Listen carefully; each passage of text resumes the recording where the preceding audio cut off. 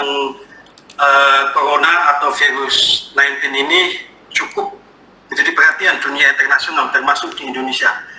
Bahkan dalam beberapa laporan lembaga, jumlah korban di seluruh dunia sudah mencapai 1 juta lebih. Di Indonesia juga jumlah korbannya sudah mencapai angka 2000-an.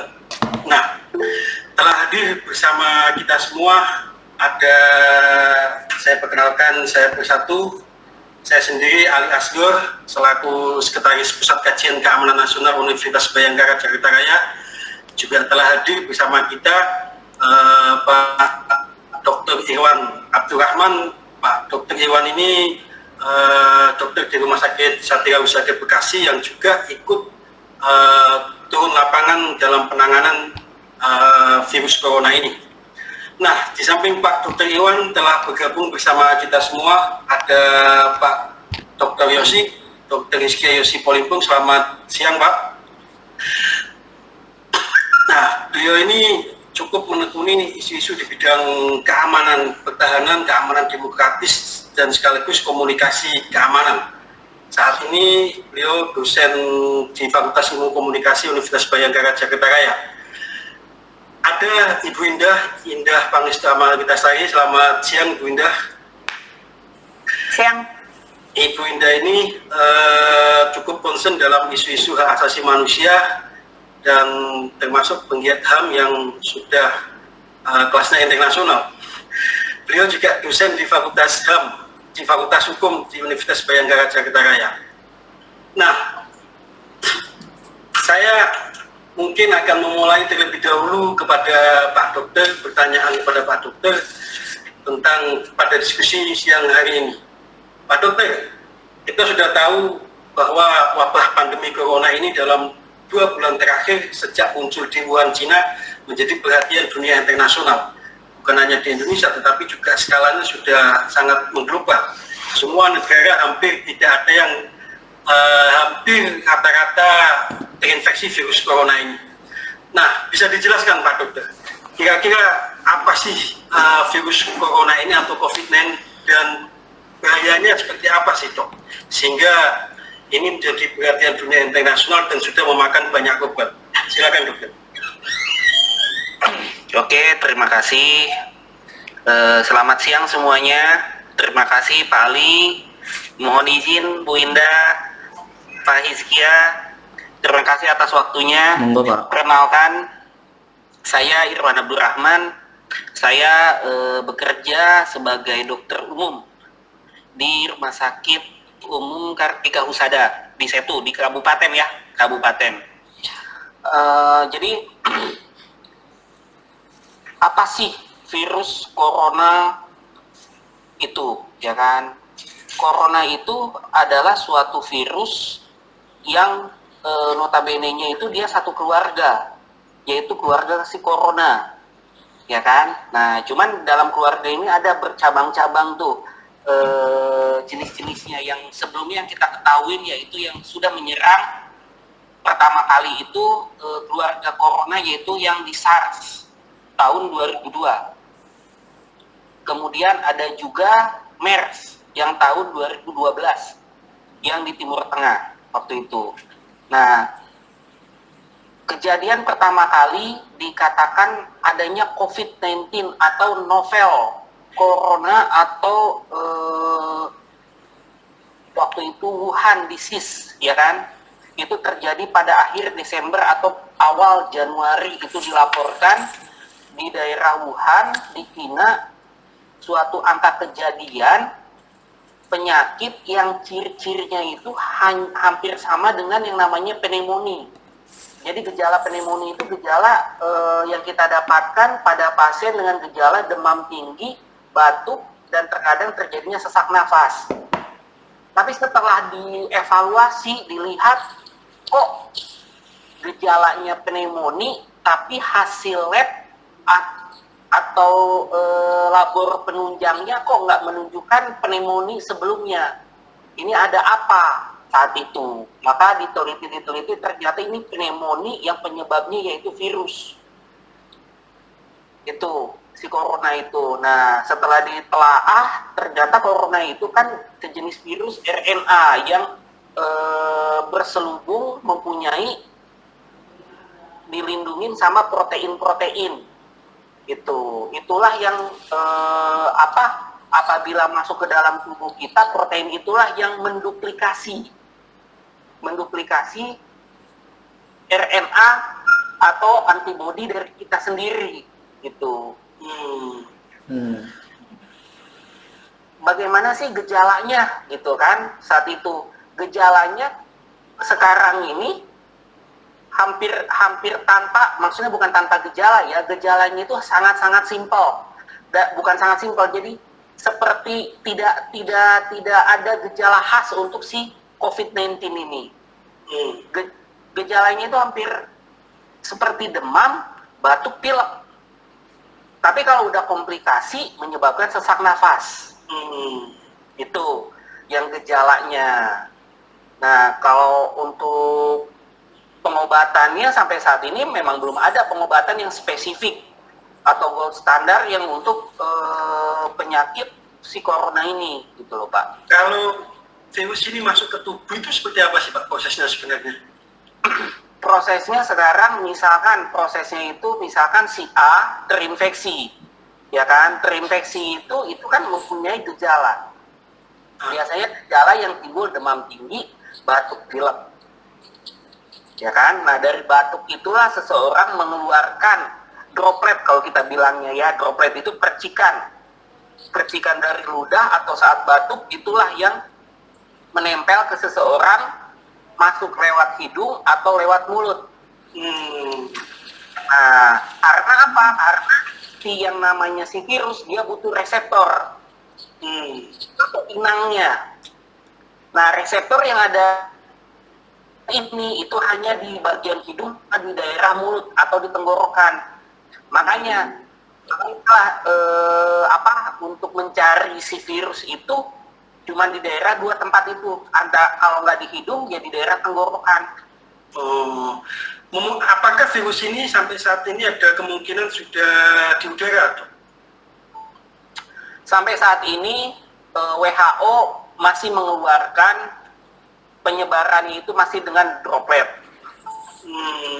Ya kan? Tapi sebagian peneliti itu meragukan, bukan hanya droplet, kemungkinan besar ini udah airborne. Tapi itu masih Pak, masih diteliti. Iya, masih diteliti. Karena mungkin kita anggaplah kejadian kemarin di Bandung, di Lembang, suatu kalau enggak di Jakarta, suatu jemaah yang terinfeksi satu orang, kenapa bisa nyampe menyebar?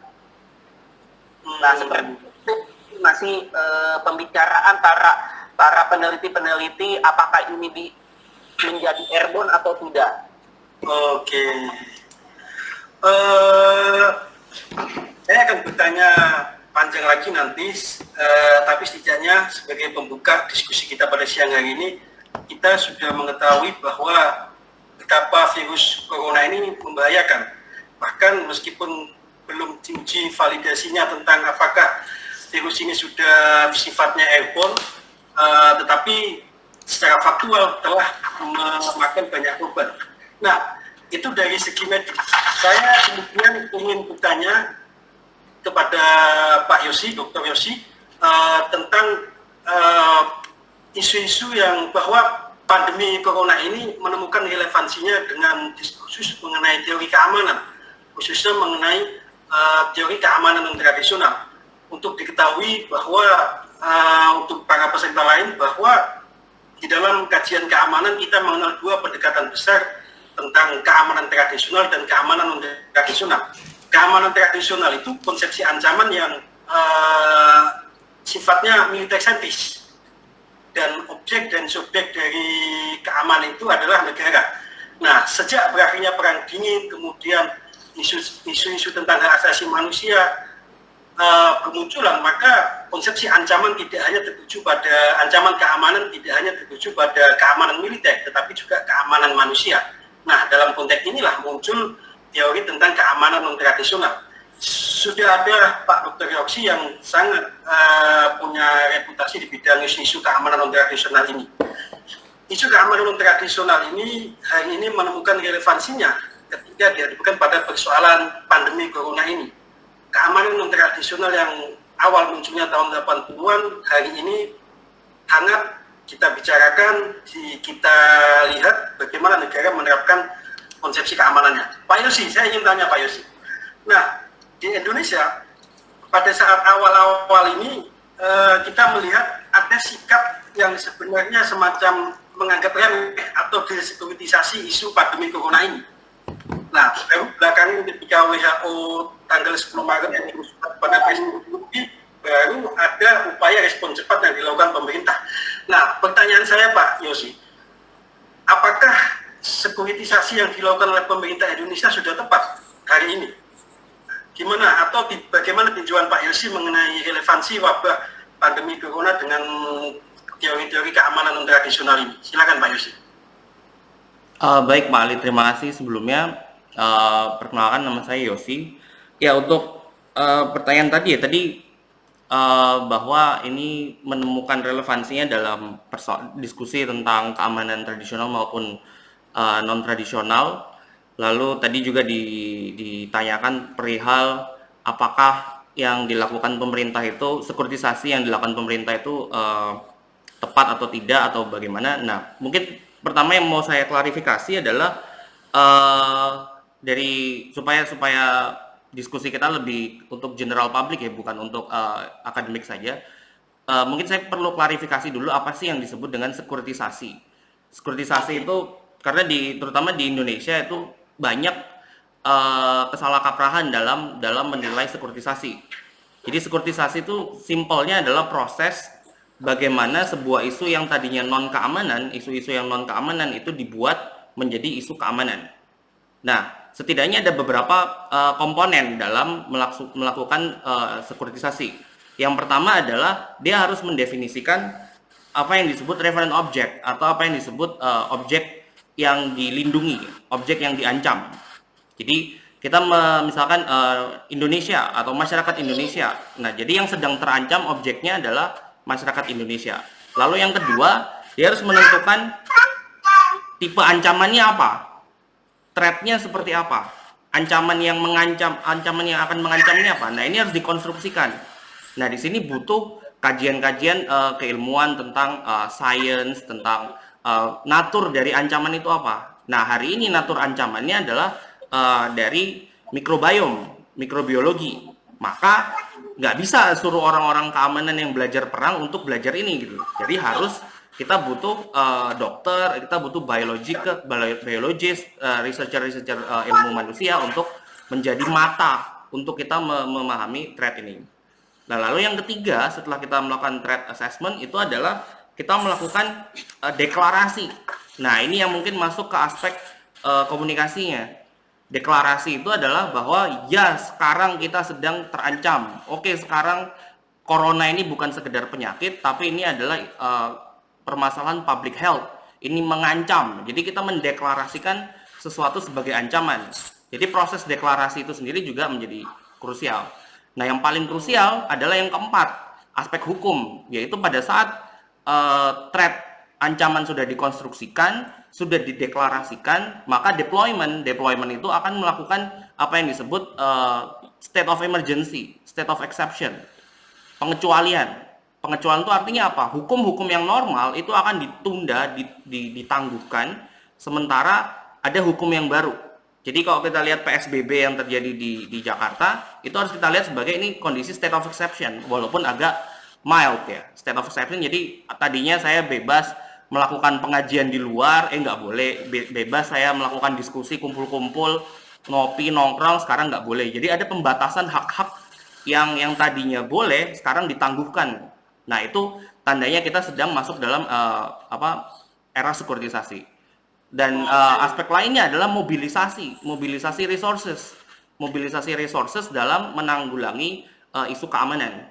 Nah, mobilisasi ini kan sehingga kita lihat yang paling kena parah itu ya dari orang-orang seperti saya, peneliti, karena Presiden Jokowi 94% dipotong anggaran penelitian dari Kemenristek, lalu proyek-proyek penelitian juga semua harus dipotong. Ya itu curhat.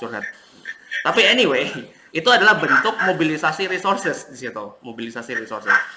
Nah, dari 4 itu ya, jadi penentuan objek ancaman, siapa yang diancam, penentuan konstruksi ancaman, threat construction, lalu deklarasi, lalu yang keempat adalah state of exception atau kita mobilisasi sumber daya dan penangguhan hukum yang berlaku. Nah, kalau kita ngelihat dari kerangka empat variabel ini, kita melihat di Indonesia yang Pak Ali tadi bilang bahwa pemerintah melakukan desekuritisasi, saya kurang sepakat. Kalau desekuritisasi itu adalah suatu isu setelah desekuritisasi nanti nih. Desekuritisasi itu nanti, semisal pandemi ini berlalu, walaupun saya pesimis, setelah pandemi ini berlalu, gimana caranya periode transisi kembali ke normal. Nah, itu yang disebut desekuritisasi. Jadi proses dari security menjadi non-security. Nah, ini perdebatan juga nanti akan saya kira menarik karena pada saat sekuritisasi ini jangan lupa politik masuk. Kekuasaan yang berlaku akan punya kekuatan yang jauh lebih besar. Nah, ini yang nanti akan ya. Kalau kita melihat pembicaraan para elit politik atau para menteri sejak awal, misalnya Menteri Perhubungan sebelumnya mengatakan warga Indonesia itu akan kebal karena biasa makan nasi kucing. Kemudian Menteri Kesehatan bilang bahwa kita ini harus berjemur 3 jam. Kemudian Menko Polhukam juga awal mengatakan ini pernyataan apa kalau tidak bisa dikatakan desekuritisasi itu, Pak? Nah, ketimbang desekuritisasi, saya lebih condong untuk mengatakan ini adalah kegagalan dalam sekuritisasi atau non-sekuritisasi. Jadi ini menarik karena kalau kita bicara tradisi perang ya, tradisi militer yang paling kegagalan dalam sekuritisasi itu contohnya pada saat Inggris tidak menghajar Hitler waktu tahun-tahun 40-an itu, 35 itu. Tapi ketimbang Inggris harusnya bisa melawan Hitler, tapi yang dilakukan oleh Inggris adalah dilempar itu ke Soviet. Dilempar itu ke Uni Soviet. Ayo kamu aja yang lawan gitu. Jadi ada miss atau kesalahan dalam mensekuritisasi. Nah, kalau kita ngelihat dari konteks hari ini, ironisnya kesalahan sekuritisasi itu sama sekali bukan hasil perhitungan atau pertimbangan strategis, tapi adalah hasil guyonan bapak-bapak gitu, guyonan bapak-bapak pejabat gitu. Dan ini yang menurut saya mengerikan dalam artian Clausewitz, bapak perang itu dari dulu selalu bicara bahwa perang itu terlalu penting untuk ditinggalkan di tangan para jenderal. Sama, dan semua artinya apa? Semua isu keamanan itu terlalu penting untuk hanya ditinggalkan kepada orang-orang yang punya jabatan gitu. Nah, sementara yang saya lihat proses sekuritisasi ini nggak masuk dari civil society, nggak masuk itu kita bisa bilang belum disampaikan, tidak disampaikan dengan baik atau mungkin nggak didengar gitu. Nah, di sini akhirnya membuat saya melihat, kalau saya mencoba buka-buka komentar-komentar para bapak-bapak yang terhormat itu, yang mengguyon-guyon itu, nah saya lihat proses sekuritisasinya ada yang bermasalah di sini. Kenapa? Karena sedari awal reference objeknya, ini kecurigaan saya, semoga salah, itu bukan keselamatan masyarakat Indonesia. Reference objeknya itu bukan masyarakat Indonesia, tapi apa? Tapi national pride, kebanggaan nasional bahwa kita kebal dari penyakit, bahwa jadi yang mau diselamatkan itu di mata publik, di mata media, supaya kita bisa mencaci maki, lu mampus lu Cina, lu mampus lu Amerika. Kita yang biasanya dikuyo-kuyo secara ekonomi dan seterusnya misalkan, ya walaupun kita belakangan bangkit, kita punya kebanggaan nasional bahwa kita kebal gitu, bahwa badan kita terbuat dari hand sanitizer gitu kan, guyonannya, sehingga virus masuk pun akan mati gitu. Bahwa kita, dan ironis, bahkan lebih ironisnya adalah kebanggaan kita itu, kalau tadi dibilang menteri kita karena makan nasi kucing, national pride Indonesia itu dibangun atas kegagalan pemerintah dalam membuat masyarakat itu bisa makan beef stick gitu loh. Kan ironis gitu loh. Jadi kita dibiasakan makan nasi aking, dibiasakan makan nasi kucing, dibiasakan hal-hal yang kesejahteraannya below normal, below standar, dan itu membuat kita kebal. Dan kekebalan ini yang dipakai sebagai komoditas jargon politiknya pejabat publik. Nah, itu menurut saya keterlaluan gitu loh. Jadi udah salah sekuritisasinya, dan jargon politiknya pun itu sangat berhutang dari orang-orang yang rentan gitu. Rentan-rentan di sini. Jadi mungkin itu ya mungkin bisa kita diskusikan berikutnya ya, tapi penglihatan awal saya adalah kegagalan dalam sekuritisasi ini saya lihat permasalahan utamanya adalah karena memang kecurigaan saya, keselamatan masyarakat bukan nomor satu, bukan reference objeknya, tapi kebanggaan nasional di situ. Oke, dari Pak Yosi yang bisa kita ambil poin salah satunya adalah bahwa kegagalan dalam menentukan referensi objek atau objek keamanan itu ke siapa ketika dilakukan sekuritisasi itu. Nah, saya ingin beralih ke Mbak Indah. Dalam konteks human security ini, Mbak, keamanan insani yang tadi disinggung Pak Yosi tidak menjadi prioritas utama dalam kebijakan sekuritisasi pandemi corona di Indonesia ini. Nah, kira-kira apakah bentuk pengamanan yang tepat saat pandemi seperti ini, Pak? Atau bagaimana baiknya dilaksanakan? Ya, terima kasih Pak Ali. Selamat siang semuanya. Pertama-tama mungkin ketika kita mau menentukan bentuk strategi apa atau approach apa, pendekatan apa, maka yang perlu dipahami tadi dari singgung soal ancaman, juga kita harus mungkin memahami pendekatan itu sendiri. Kalau saya akan sampaikan di sini atau ancaman yang akan saya sampaikan di sini, bahwa ancaman yang diberikan dari pandemi ini menyasar kepada individu. Nah, menyasar kepada individu yang memberikan efek kepada masyarakat, gitu. Nah, tapi menyasarnya kepada individu, dia tidak menyasar kepada kelompok, misalnya tidak menyasar kepada kelompok mahasiswa saja, gitu kan, tidak. Jadi dilihatnya menyasar kepada individu, dan beberapa literatur menyatakan seperti itu. Sehingga yang dilihat adalah apakah pemerintah sudah melakukan tindakan-tindakan pengamanan terhadap individu yang kita kenal dengan human security. Nah, human security itu di dalam hubungan internasional memang menjadi sangat perdebatan, tetapi tidak menutup kemungkinan untuk digunakan karena Kanada pernah menggunakan itu, dan juga Jepang pernah menggunakan. Nah, jadi bukan tidak mungkin, cuma yang ingin kita ketahui apa sih sebenarnya sebelum kita masuk ya akhirnya kepada isu pandemi ini, apa sih keamanan kemanusiaan itu atau human security itu. Bahwasannya keamanan itu dilihat dari beberapa kategori. Nah, kategori-kategorinya itu kan ada international, keamanan internasional atau international security, kemudian ada national, keamanan nasional, ada public order, dan kemudian ada keamanan manusia. Nah, di sektor keamanan manusia sendiri itu juga terjadi perdebatan bahwa yang dipahami sebagai keamanan manusia itu terdiri dari dua hal, dan dua hal ini dua yang berbeda. Yang pertama adalah freedom of fear, yang kedua adalah freedom from want. Nah, kalau freedom of fear bebas dari rasa takut gitu. Pendekatan inilah yang dipakai oleh Kanada, dan biasanya negara-negara ketika mengaplikasikan human security ke dalam kebijakan. Karena negara kan biasa melihat ancaman dalam bentuk ketakutan dan lain-lain. Nah, akhirnya yang terjadi adalah bahwa bentuknya adalah protection atau top down ya, bentuk intervensinya. Nah, sementara pendekatan yang berikutnya, ya kalau yang satu adalah Canadian School of Thought, yang satu lagi adalah pendekatan yang diberikan atau dilakukan oleh UNDP.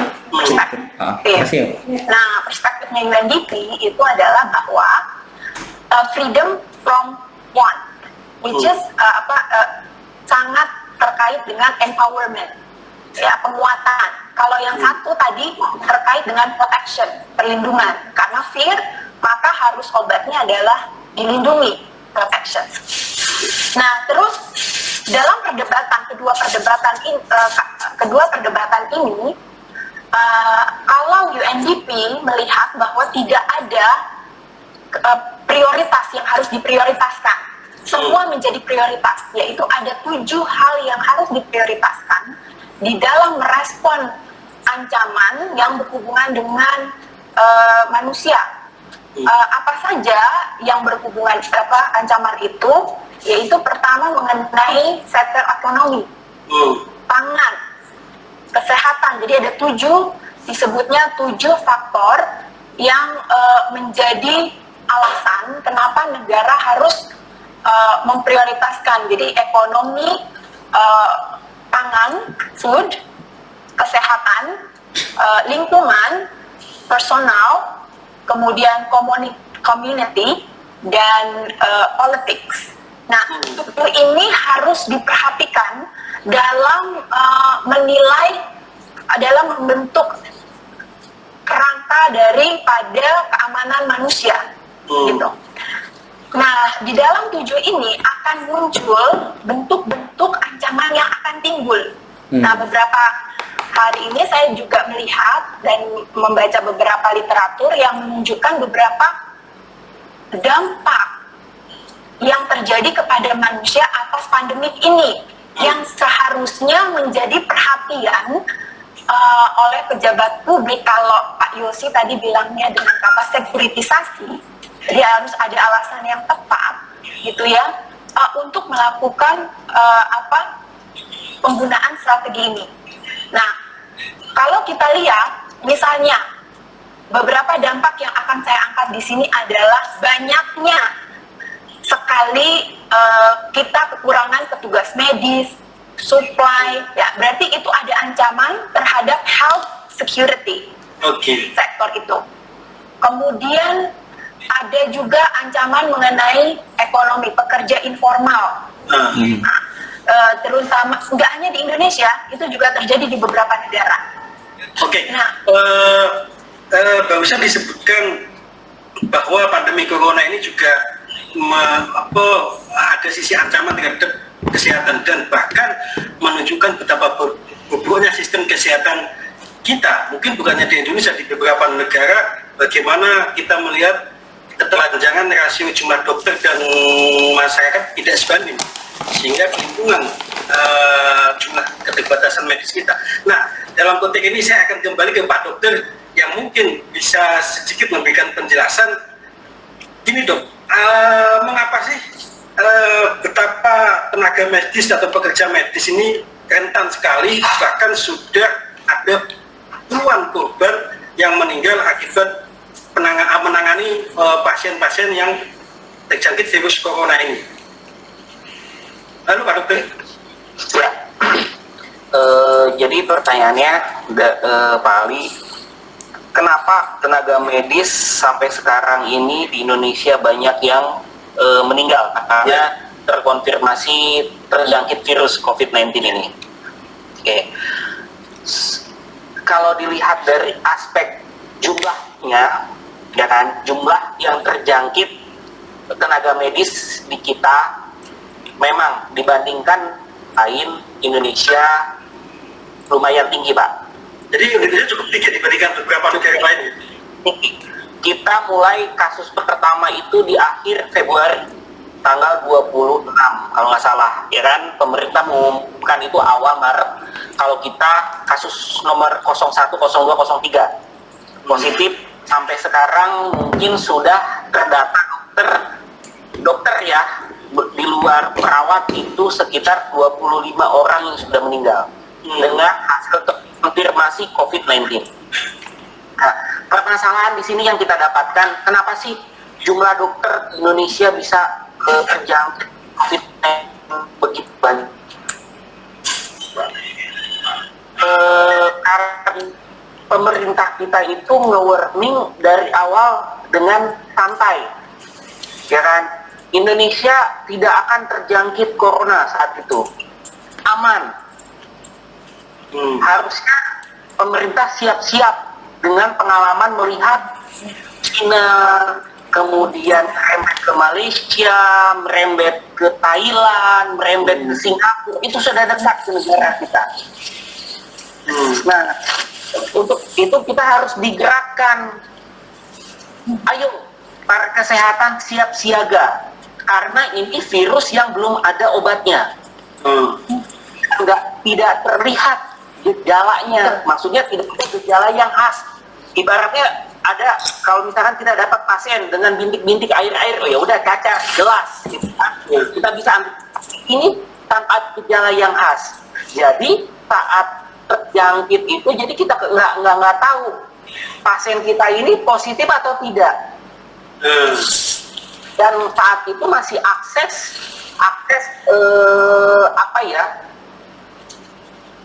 orang yang dari luar negeri datang ke Indonesia itu masih bebas saat itu.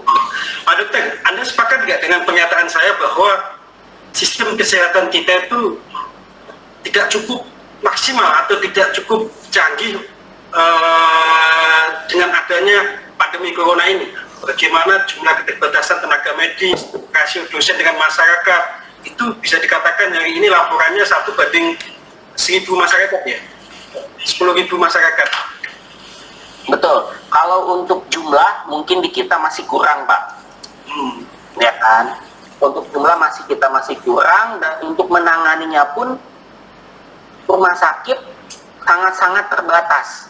Karena ini penyakit yang membutuhkan suatu perawatan yang terkurung, terisolasi. Seseorang pasien terjangkit itu kita rawat tidak seperti orang yang kayak tifus atau DBD yang dirawat ruangan biasa. Itu harus dia di ruang khusus yang tertutup, yang tidak boleh yang tidak boleh dikunjungin sama siapapun. Dan itu tiap rumah sakit memang ada, tapi tiap rumah sakit berapa jumlahnya? Paling hanya 2 atau 3 atau 4 kamar. Nah, makanya kita dibilang kita tidak mampu untuk menampung itu semua. Nah, pertanyaan saya kemudian Pak, saya melihat beberapa pernyataan wali kota atau gubernur, misalnya wali kota Bekasi mengatakan belum ada warganya yang meninggal karena positif corona. Akan tetapi saya melihat ada kasus ODP yang kemudian meninggal, jenazahnya itu diperlakukan sebagaimana USP penanganan jenazah positif corona. Itu bagaimana dok? Ini orang meninggal belum positif corona tetapi sudah diproses seperti meninggalnya orang positif corona. Tuh. Jadi gini, kita kembalikan lagi ke sifat virus ini Pak. Sifat virus ini dapat menyebarkan lewat cairan atau droplet. Dan penyebarannya itu sangat tinggi. Sangat tinggi. Satu terinfeksi bisa menyebarkan ke 10 orang. Nah, jadi makanya kenapa ada di kita ada pembagian namanya ada ODP, PDP, kemudian ada PDP terkonfirmasi. Itu yang kita curigain dengan kontak atau ada riwayat perjalanan. Kemudian PDP dia mempunyai gejala dengan gejala COVID, batuk, pilek, demam, ditambah dia ada kontak. Ada PDP terkonfirmasi, itu berarti dia dengan positif. Nah, kenapa seseorang meninggal dengan status ODP kita perilakukan pemusarannya atau jenazahnya itu memakai dengan COVID-19 tekniknya?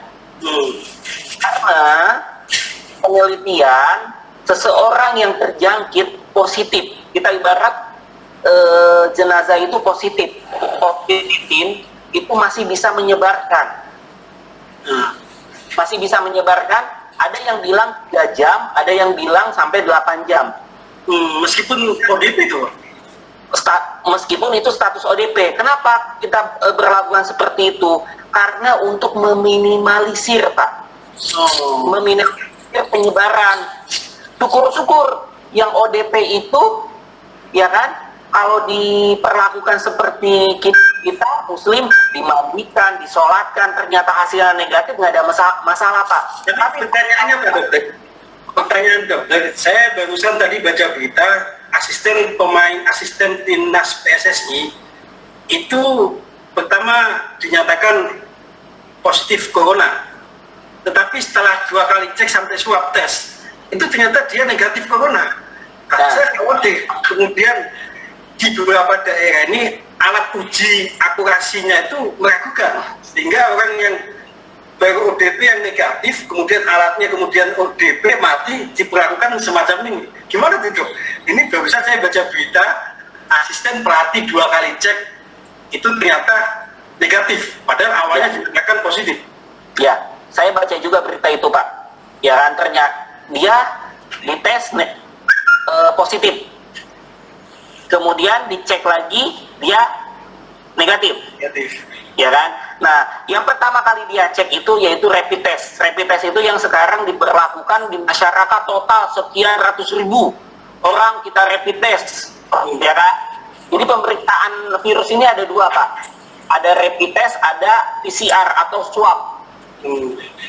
Nah, rapid test itu sangat simpel. Cuman ambil darah, ditetesin, tunggu sekitar 10-15 menit, keluar hasil. Tingkat akuratnya ini 70-80%. Dengan PCR itu 95% akurat.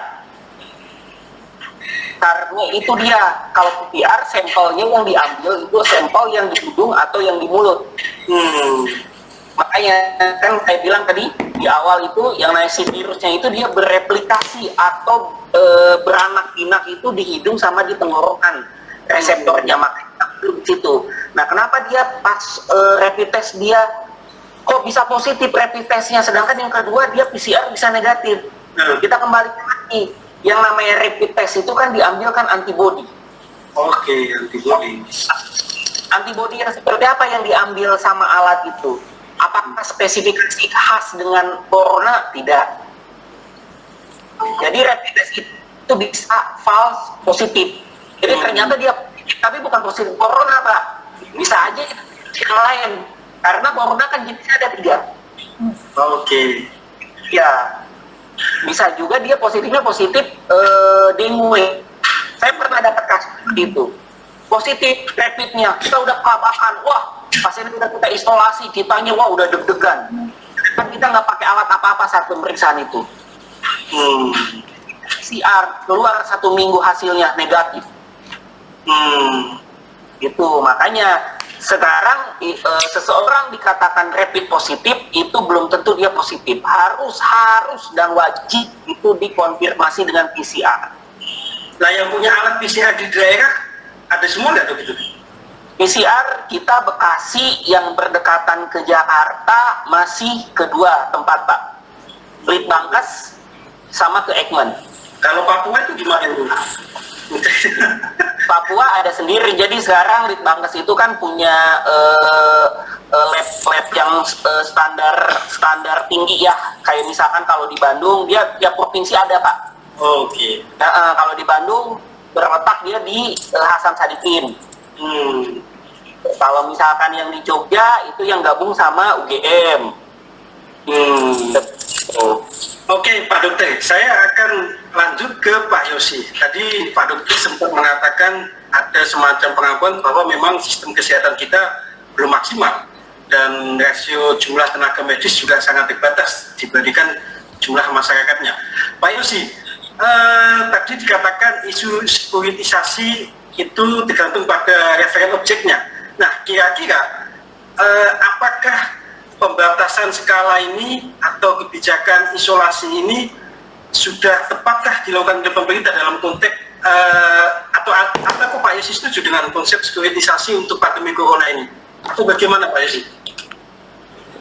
Ya kalau ditanya setuju atau tidak ya gimana ya? Ya harus disekuritisasi. Cuman kan permasalahannya bagaimana mensekuritisasi itu? Justifikasinya apa?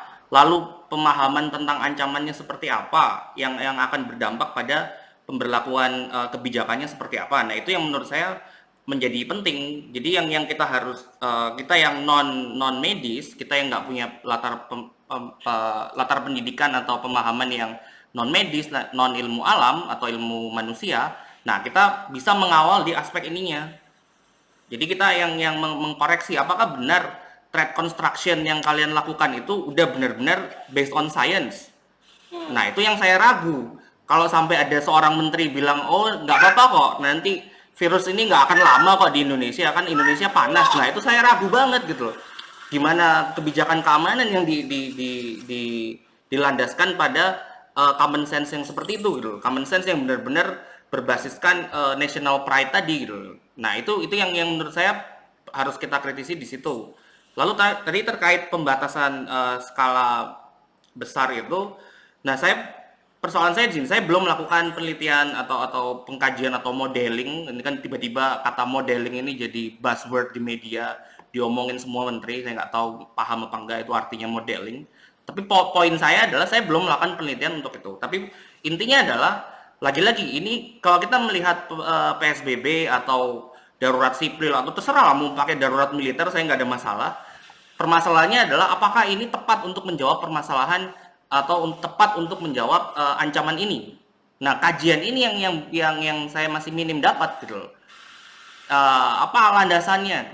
Nah, sementara kita nggak usah jauh-jauh tentang mudik aja, di tampuk pimpinan kita aja udah berbeda pendapat antara presiden dengan wakil presiden.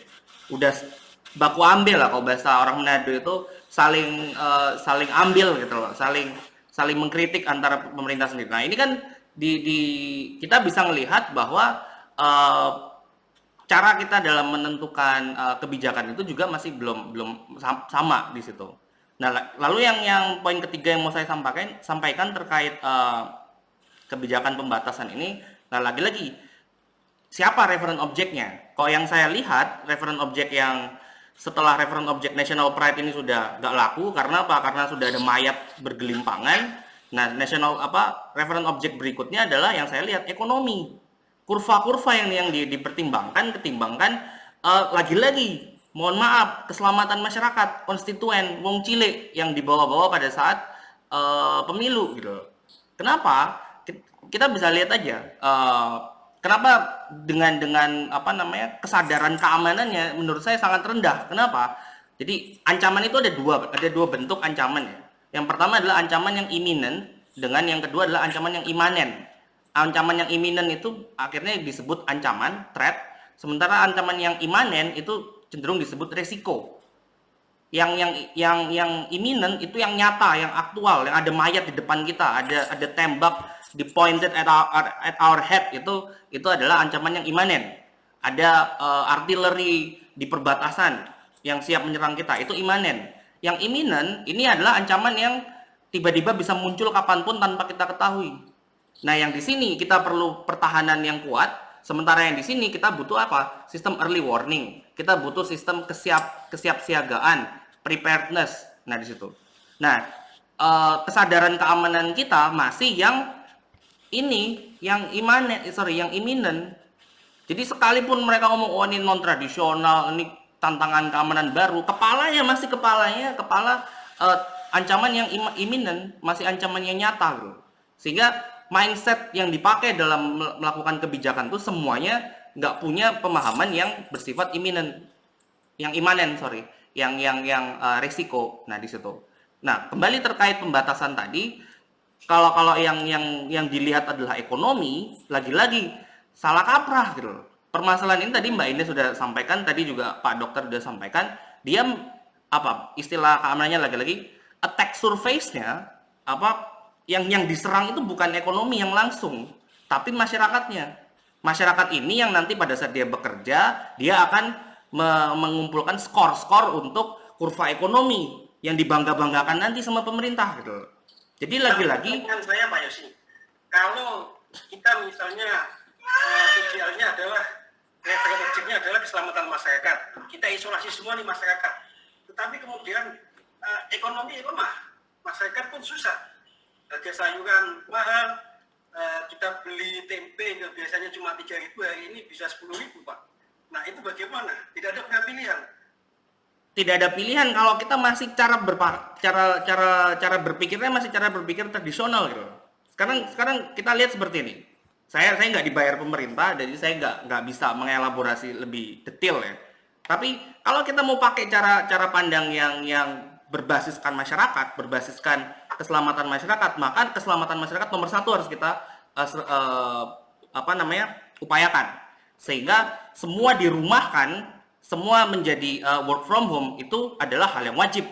Cuman pertanyaan kemudian kan ekonomi nggak bisa jalan, bla bla bla. Nah ini saya kira butuh imajinasi untuk gimana sih caranya ekonomi bisa jalan, sementara semua masyarakat bisa kerja dari rumah. Kenapa? Kita punya manajer-manajer, kita punya startup yang bisa bikin bisnis model baru yang mengerjakan sesuatu dari rumah. Bisa bekerja di rumah, Pak? Kenapa? Apakah masyarakat kita bisa mendapatkan penghasilan dari rumah? Nah, perlu bisnis model. Saya kasih satu contoh bisnis model yang memungkinkan kerja dari rumah tanpa Anda perlu menjadi pekerja kognitif atau pekerja intelektual yang keren-keren itulah, yang konon katanya pekerja kreatif. Pekerja yang tanpa perlu pengetahuan misalkan apa? Mengajarin machine learning training.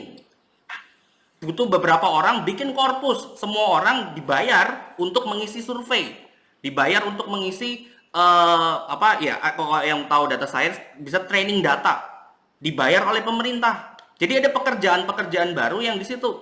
Tinggal pertanyaan kemudian pada saat kita ngomong data, ini persoalan yang sangat sensitif. Kenapa? Karena semua ini intermezzo, uniknya semua orang yang pro terhadap privasi data, terhadap perlindungan data, seketika banyak yang saya kenal bungkam semua, seketika diem semua pada saat Israel memaksakan menginstal aplikasi untuk mencatat suhu tubuh, mencatat lokasi. Google bahkan mempublikasikan lokasi orang berputar-putar dan seterusnya. Nah ini semua penggunaan data ini menjadi isu yang penting. Kenapa? Kekhawatiran saya adalah pada saat kita longgar sehingga karena pandemi lalu privasi boleh dilanggar, kita boleh menyetor data dan seterusnya. Nah, pertanyaan kemudian adalah siapa yang mengontrol pada saat data-data ini dipergunakan tidak sebagaimana mestinya. Kita nggak punya kerangka yang memungkinkan civil society untuk bisa mengontrol penggunaan data-data ini. Tapi itu leave it aside lah. Tapi kembali ke pertanyaan usulan yang saya sampaikan tadi, bahwa WFH itu harus menjadi wajib dilakukan oleh semua masyarakat. Nah, kompensasinya pemerintah bisa. Ini diskurs yang sudah lama berdiskusi tentang universal basic income. Kenapa itu nggak dilakukan? Karena pemerintah takut pada saat universal basic income, masyarakat ini jadi konsumtif, tidak bekerja. Lagi-lagi, kalau kita pakai cara berpikir seorang desainer, design thinking dan seterusnya, kita lihat bukan kita salahkan kliennya, bukan kita salahkan konsumennya, bukan kita salahkan masyarakatnya pada saat dia mengkonsumsi. Pertanyaannya, ada nggak bisnis model yang memungkinkan dia untuk bekerja dari rumah? Nah, di sini yang harusnya menjadi mungkin hackathon, entrepreneurial hackathon yang dilakukan oleh pemerintah untuk mencari startup founders yang punya pemikiran untuk bikin bisnis model yang mempekerjakan nationwide dari rumah. Nah, itu nggak ada inisiatif seperti itu, dan itu bisa dilakukan. Yang kita lakukan sehari-hari untuk Facebook itu adalah store data. Kita men-training algoritmanya Facebook untuk semakin cerdas, dan itu bertriliunan dia dapat gitu loh. Kenapa tidak kita lakukan itu untuk bikin korpus datanya Indonesia? Saya dengar Kominfo lah, lalu kepolisian, lalu TNI bilang kedaulatan data dari Hong Kong. Emang Anda punya data center? Emang kita punya korpus data sebesar apa? Nah, mumpung semua orang dirumahkan, kenapa nggak kita bikin korpus data gitu? Kenapa nggak kita bikin data center? Pemerintah kasih New Deal 4.0 lah bahasa jargonnya itu. New Deal itu kan pembukaan lapangan kerja yang mana orang bisa bekerja secara masif, padat karya gitu. Nah, hari ini New Deal padat karya nggak bisa dipandang dalam kerja infrastruktur, kerja-kerja yang rendah kesejahteraannya itu. Tapi bisa kita lakukan dalam New Deal 4.0 misalkan. Pekerjaan-pekerjaan yang membutuhkan input data. Nah, itu masyarakat dikasih misalkan sebulan 5 juta, tapi lu harus kerja dalam sehari 4 jam untuk ngisi kuesioner, untuk ngisi training data dan seterusnya. Nah, itu bisa dilakukan oleh pemerintah untuk mereka-mereka yang ada akses internet. Yang nggak ada akses internet, dipasangin internet, diajarin caranya. Gimana ngajarnya? Ya bikin tutorial lah. Itu ada youtuber sekarang yang cuman omong kosong aja di YouTube, suruh mereka bikin tutorial caranya menggunakan aplikasi bla bla bla. Jadi perlu terkoordinasi yang mindsetnya benar-benar society gitu. Sementara kalau mindset kita ekonomi itu selalu kurva, investasi, pemasukan dari asing dan seterusnya, ya sampai kapan kita mau dijajah oleh cara berpikir investasi asing gitu. Nah, sementara ada cara-cara seperti ini yang belum banyak dieksplorasi. Nah, itu mungkin ya. Tadi dikatakan bahwa gini, isu ancaman keamanan tradisional itu memerlukan sifatnya comprehensive security. Dia memerlukan kerjasama antar aktor.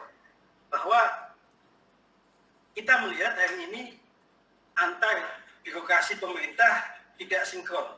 Nah, pertanyaan selanjutnya saya adalah mengapa kemudian setelah pemerintah melakukan langkah sekuritisasi itu justru respon masyarakat itu sebagian masih cuek, ada yang masih menggelar pengajian skala besar umum.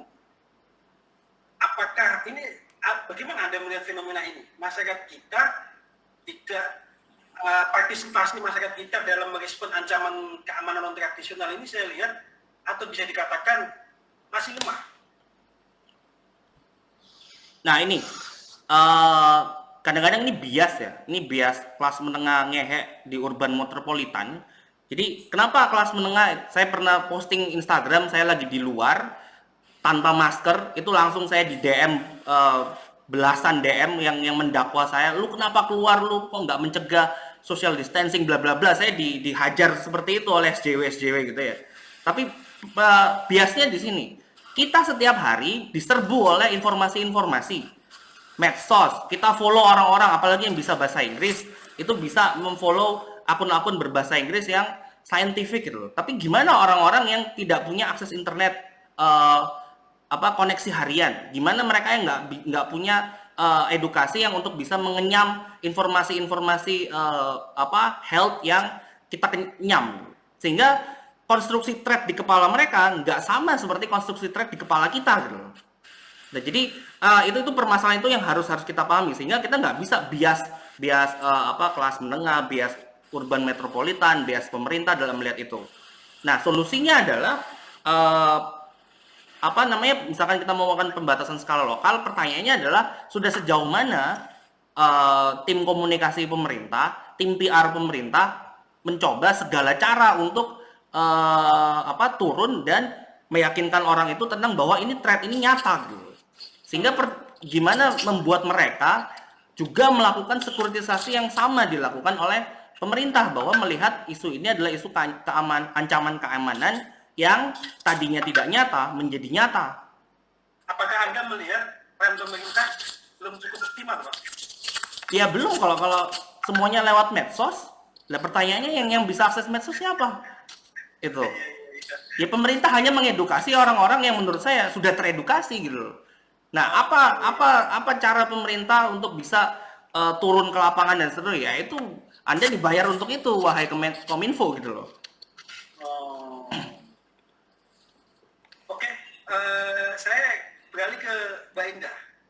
Mbak Indah, berkaitan dengan isu hak asasi manusia, bagaimana kemudian kita melihat peran aparat keamanan khususnya polisi dalam upaya menertibkan masyarakat yang masih berkumpul. Kita lihat misalnya video viral polisi datang membubarkan atau menghimbau acara pernikahan untuk bubar, dan beberapa juga sempat viral video-video semacam itu. Nah, kita juga melihat keputusan untuk membebaskan beberapa napi di tahanan untuk dibebaskan karena pandemi corona ini. Nah, kira-kira bagaimana Mbak Ida melihat ini, Mbak? Ya, kembali lagi ya, saya mau masuk ke yang tadi saya sebutkan tentang pendekatan human security. Nah, ada 7 aspek itu, salah satunya menyentuh apa yang Mas Ali tadi tanyakan, tentang misalnya masyarakat yang berkumpul, gitu kan. Nah, itu hubungannya nanti dengan political security sebenarnya. Apakah terjadi human rights abuses ketika ada pandemik itu, ataukah power abuse misalnya. Nah, di beberapa kasus bisa terjadi itu, gitu. Nah, bahkan mungkin nanti bisa jadi ada kasus di mana misalnya kalau tadi Pak Yosi bilangnya mungkin ditunggangi dengan kepentingan politik, tetapi misalnya kayak gini, maksudnya adalah kalau saya tuh melihatnya di mana ketika misalnya berkumpul untuk suatu penelitian untuk mencari sesuatu gitu, tetapi kemudian ketika ada isu, ketika kita mengkritisi, kita bisa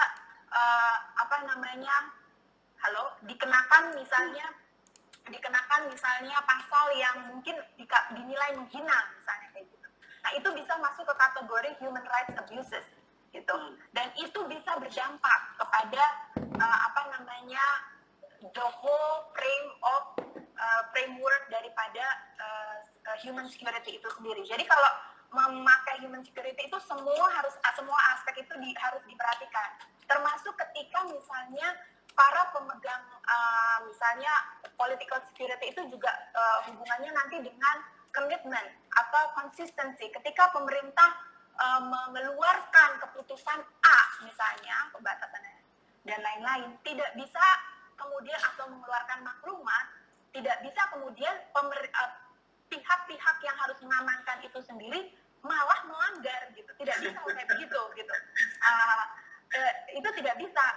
Itu akan memberikan dampak kepada humannya itu sendiri, menjadi tidak trust kepada komitmen politik yang dibentuk, sehingga dia nggak akan mau untuk, kalau tadi ditanyakan masyarakatnya kok nggak aware, masih tetap berkumpul, karena itu tidak ditujukan pada political security commitment-nya gitu. Itu jadi berdampak. Nah, hal lain yang harus diperhatikan, tadi Pak Dokter juga menyampaikan cukup bagus, kita harusnya prepare gitu ya. Udah dari 2,5 bulan sebenarnya, sebelumnya kita ngomongin zero, itu harusnya preparing apa yang disebut dengan national critical awareness atau international critical infrastructure. Jadi kita kalau ada ini, kita harus bagaimana, kalau Pak Dokter bilangnya ini tugasnya harus berapa orang,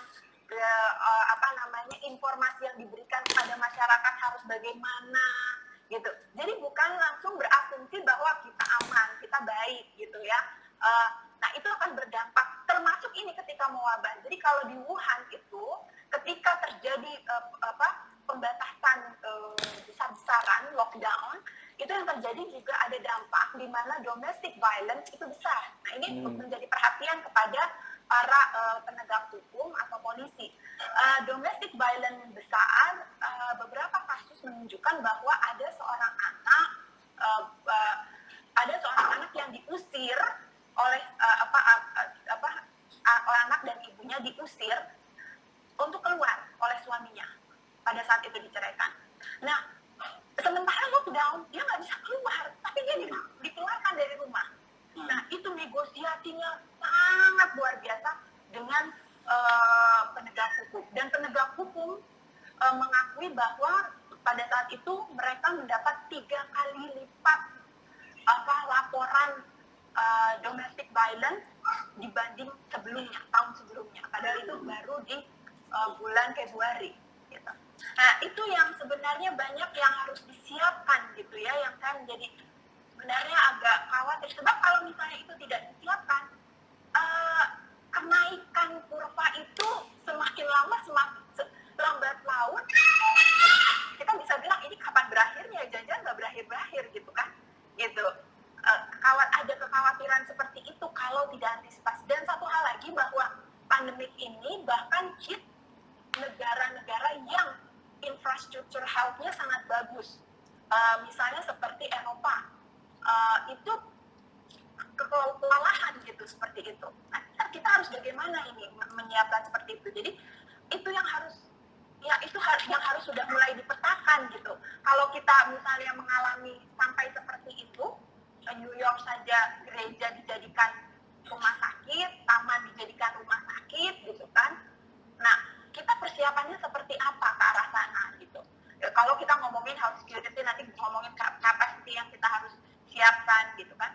Terus juga kita harus ngomongin komunitas, bagaimana komunitas itu tidak kemudian rejecting gitu kan, memberikan pemahaman bahwa, jadi jangan belum apa-apa kita menyalahkan bahwa masyarakat tidak disiplin gitu. Padahal mungkin ada masalah pada komunikasi gitu. informasinya. Itu permasalahan nanti akan memberikan dampak kepada community security. Bisa jadi masyarakat seperti itu karena dia melihat wah dampaknya luar biasa nih kepada saya, karena dia nggak dapat informasi yang tepat. Di beberapa kasus malah ada yang malah anak-anak ada yang merokok karena untuk hilangkan coronavirus gitu, dia berpikir seperti itu. Ada video seperti itu. Oke. Seperti itu. Kameranya kayaknya dimatikan itu. Enggak, saya enggak. Ini baterainya kayaknya.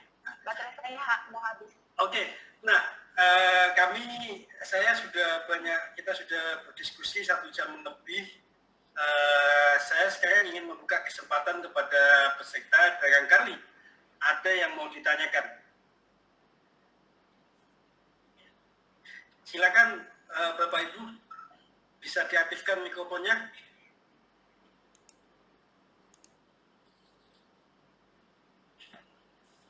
Halo?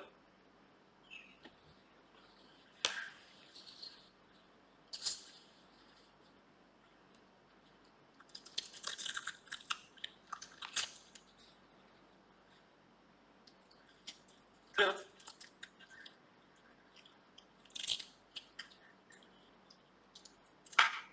Mungkin di komen Pak Ali Oh, iya. itu ada pertanyaan.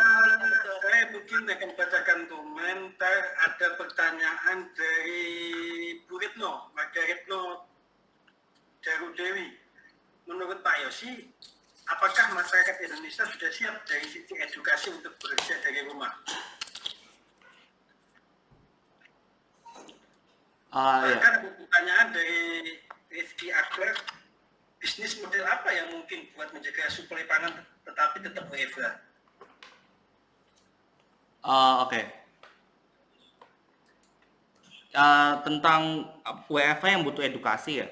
Nah ini salah satu mitos terbesar di dalam diskusi tentang pekerja kreatif, pekerja kognitif, pekerja intelektual, pekerja informasi ya, bahwa pekerja-pekerja kognitif itu harus yang pintar, harus yang kreatif, bla bla. Enggak sebenarnya. Jadi pekerja informasional itu kasir yang nggak perlu edukasi tinggi, itu sebenarnya dia pekerja kognitif. Kenapa? Pekerja kognitif itu adalah pekerja-pekerja yang hasil kerjanya adalah berupa produk-produk bentuk-bentuk kognitif. Apa yang dilakukan oleh kasir? Dia melakukan input data. Data itu adalah bentuk kerja kognitif gitu. Jadi kita harus clear di definisi itu ya. Di definisi itu bahwa pekerja kognitif itu bukan orangnya, bukan pekerjanya yang harus secara kognitif tinggi, bukan, tapi hasil kerjanya yang kognitif atau hasil kerjanya yang intelektual di situ. Nah, dengan definisi ini, nah kita bisa lihat orang di rumah seperti yang saya kasih contoh tadi. Anda nggak usah berpendidikan tinggi, yang umur milenial ke atas itu kan pasti hobi pakai Facebook. Nah, itu kan dengan kita menggunakan Facebook, kita sudah menjadi pekerja-pekerjanya Facebook sebenarnya. Yaitu apa? Mengisi data, mengisi user behavior, cookies kita direkam. Kita memberi input data, input informasi, like, comment, share, dan seterusnya. Semua tindakan kegiatan kita itu direkam oleh Facebook, masuk ke big datanya dia. Nah, dengan cara berpikir yang sama, kenapa tidak ada bisnis model dari pemerintah yang konon katanya banyak milenial di belakangnya pemerintah itu? Cobalah suruh mereka untuk mikir bisnis model yang memungkinkan untuk menyerap data yang serupa, yang mirip dengan cara yang sama. Tapi hari ini kita bikin national asset. Asetnya apa? Aset korpus big data dan seterusnya. Jadi data-datanya dari masyarakat. Jadi poin saya, WFH itu nggak harus kerja dari rumah, itu nggak harus pekerjaannya yang kognitif banget. Terus kedua, kadang-kadang WFH itu juga kelemahan dari manajemen yang nggak mampu mengelola kerja-kerja yang sifatnya distant, dari jauh. Lantas mereka mewajibkan orang-orangnya terus hadir, terus masuk ke kantor. Lagi-lagi persoalan manajemen yang belum bermindset digital, belum bermindset teknologi 4.0, bisa menggunakan gimana mengkoordinasi proyek dengan misalkan Asana lah, atau semua project management software dan seterusnya. Jadi lagi-lagi dia perlu dibantu. Nah, terus yang ketiga misalkan kurang, kalau toh memang ternyata membutuhkan sejumput edukasi 4.0, kenapa tidak melakukan, pemerintah tidak melakukan edukasi? Edukasinya lewat apa? Kalau lewat internetnya susah, kenapa nggak lewat televisi? Kenapa nggak lewat radio? Itu kan streaming, cara pemerintah ngomong kepada masyarakat langsung di TV itu kan masih banyak dipakai. Berikan 1-2 jam untuk tutorial untuk menggunakan handphone, tutorial menggunakan paket data untuk membantu pemerintah memberantas COVID dan seterusnya. Dia bisa melakukan sistem edukasi dengan menggunakan channel-channel, kanal-kanal media yang tradisional seperti TV, seperti itu. Mungkin semoga bisa menjawab ya.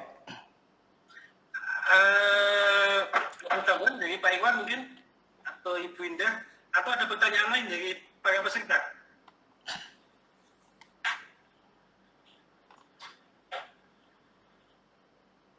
Ada pertanyaan melalui kolom chat dari Farasepta Diandra Sanubari. Saya ada pertanyaan untuk Pak Dr. Iwan. Dari semua yang saya baca, pandemi COVID-19 itu akan selesai pada saat musim kemarau. Apakah hal itu benar adanya atau tidak? Monggo Pak Dr. Sampai saat ini kalau dilihat dari musim ya, apakah akan hilang, tiba-tiba menghilang pada musim kemarau gitu kan, ibaratnya kayak debu dihembuskan menghilang begitu kan. Sampai saat ini kalau kita dilihat dari tipikal musim, saya rasa ya, pandemik ini mungkin tidak akan hilang. Tapi kalau turun mungkin, kasusnya turun mungkin, ya kan. Kenapa? Kita kembalikan lagi, Arab Saudi, India, dia lagi musim apa sekarang? Kasusnya tinggi. Makanya mungkin tidak berpengaruh untuk virus ini, ya kan? Kita ada yang namanya musim kemarau, tetapi suhunya mencapai suhu 70 atau 90 derajat. Karena virus itu mati nanti. Tapi kan nggak mungkin seseorang itu hidup di luaran sampai suhu di 70 derajat, Pak. Tapi mungkin kalau menekan penyebarannya, karena tingkat sifat virus itu dia tidak tahan dengan panas, mungkin akan lebih rendah penyebarannya. Tapi kalau untuk sampai hilang pandemik ini, musnah, saya rasa kemungkinan besar kecil. Oke. Ini ada pertanyaan lagi buat Pak Dokter ini. Kenapa semua Pak Dokter ya? Saya ada pertanyaan untuk Pak Dokter Iwan berkaitan dengan adanya wabah virus COVID-19 saat ini. Beberapa tempat memperlakukan lockdown, salah satunya dengan tidak memperbolehkan pedagang masuk ke wilayah tersebut. Lalu bagaimana dengan hak asasi manusia? Apakah tersebut termasuk merampas HAM para pedagang kecil yang mendapatkan penghasilan dari perdagangan saja? Ini kayaknya lebih tepatnya Ibu Indah yang bisa menjawab ya. Ya. Tapi kenapa nggak ke Pak Dokter gitu loh? Mungkin baru kali Pak. Mungkin Ibu Indah bisa membantu menjawab atau nanti bisa ditambahi Pak Dokter. Oke, kalau pada konteks perampasan dengan hak, pelanggaran hak, ya apakah itu merampas hak? Pertama, ketika dinilai melanggar HAM itu ketika kita membatasi sesuatu tetapi tidak diberikan tidak diberikan, mungkin bisa dikatakan insentif atas apa yang dibatasi dan terdampak. Misalnya gini, nggak boleh keluar, dibatasi nggak boleh keluar, tapi perut membutuhkan makan, dia butuh untuk makan gitu. Ini nggak bisa digantikan dengan apa. Kalau pemerintah tidak, dia mau nggak mau kan harus keluar gitu. Nah, mau nggak mau dia harus keluar, dia harus cari makan gitu.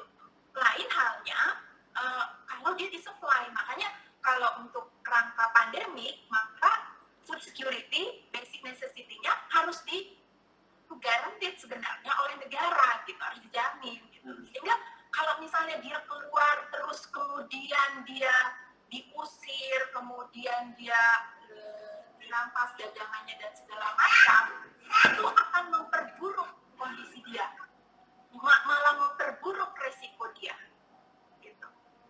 Ya, itu tidak hanya hubungannya nanti tidak hanya apakah melanggar HAM, bahkan beresiko pada dirinya. Jadi yang mungkin tadi nggak ada penyakit menjadi berpenyakit. Nggak kedengeran, Pak. Halo? Mungkin ada tambahan dari pertanyaan tadi? Ada jawaban dari pertanyaan tadi? Ayo sih, halo? Iya ya. Apa ya? Halo? Iya ya. Tentang hak asasi manusia ya. Ya. Ya saya nggak berkapasitas ya menjawab tentang HAM itu, mungkin Bu Indah udah ya.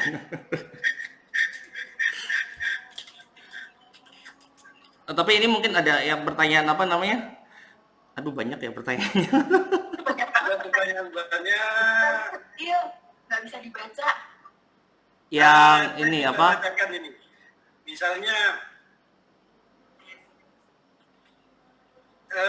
dari ada banyak pertanyaan, saya harus milih yang mana ini.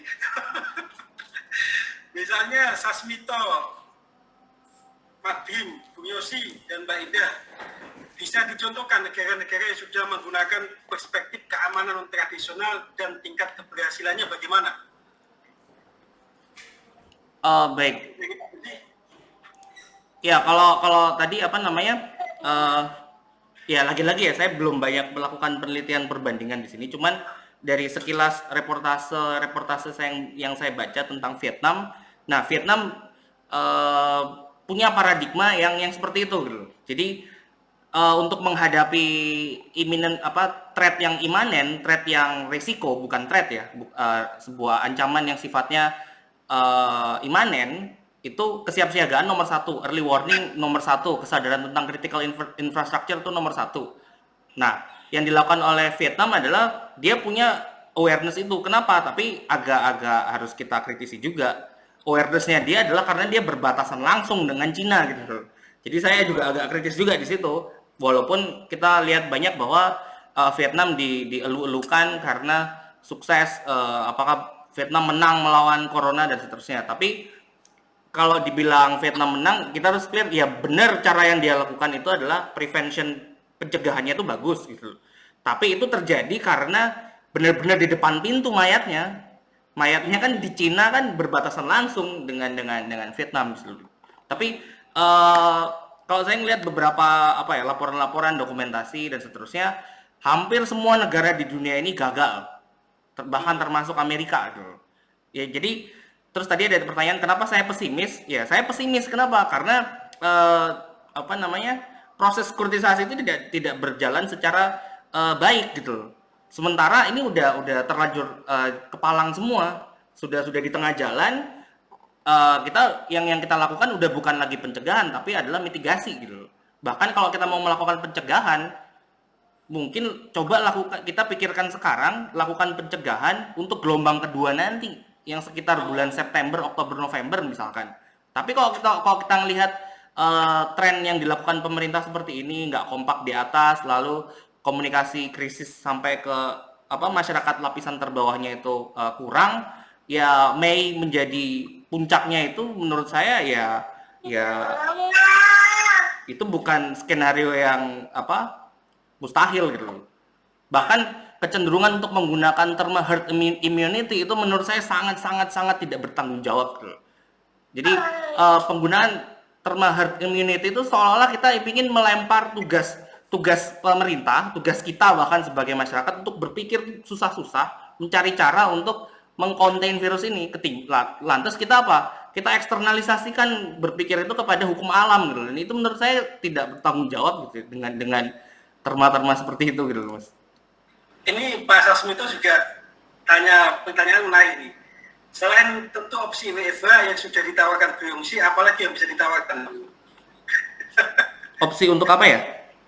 Untuk rekomendasi konkret dari Beyongsi dan Pak Indah apa untuk keamanan menghadapi COVID selain tentu opsi WFH?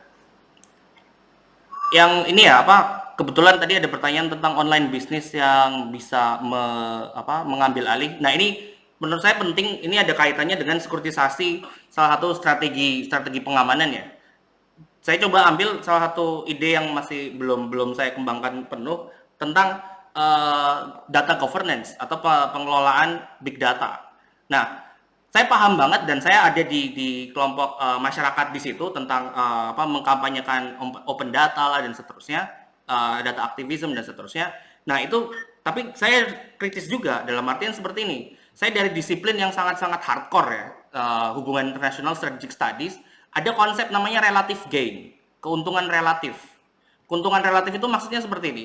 Pada saat ada makan siang gratis, ada keuntungan yang bisa diakses semua orang. Orang yang punya kapasitas lebih, kapasitas itu apa? Modal, teknologi, skill, knowledge, kekompakan, pengetahuan. Dia yang punya modal lebih, dia bisa memanfaatkan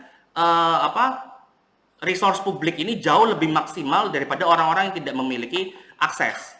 Sehingga misalkan kita bisa sangat-sangat kritis terhadap orang-orang atau perusahaan-perusahaan berbasis data yang meminta open data, buka datanya. Tunggu dulu.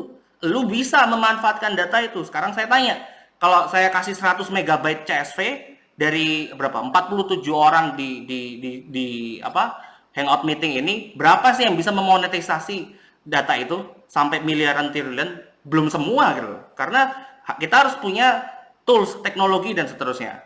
Nah, kenapa ini penting? Relative gain ini penting. Jadi keuntungan yang bisa didapat orang dalam mengakses public goods itu menjadi relatif.